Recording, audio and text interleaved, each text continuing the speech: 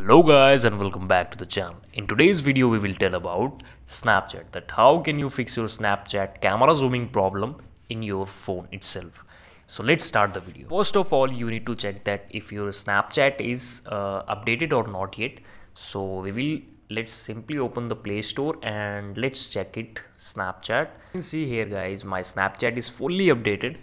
We will open it direct from here. Let's click on open. This is home camera screen of Snapchat. You can see here. The first step for it, you have to click on left top corner on your avatar. You can see my photo here, my sticker here. So click on it.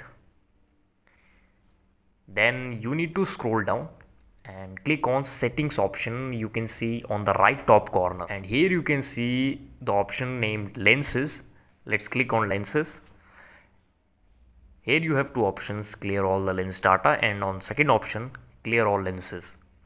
So we need to clear all the both.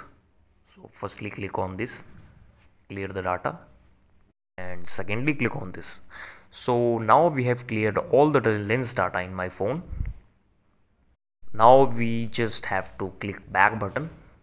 So yes, it's working. So this is our video. Thank you for watching video. If your problem is solved, then please subscribe the channel.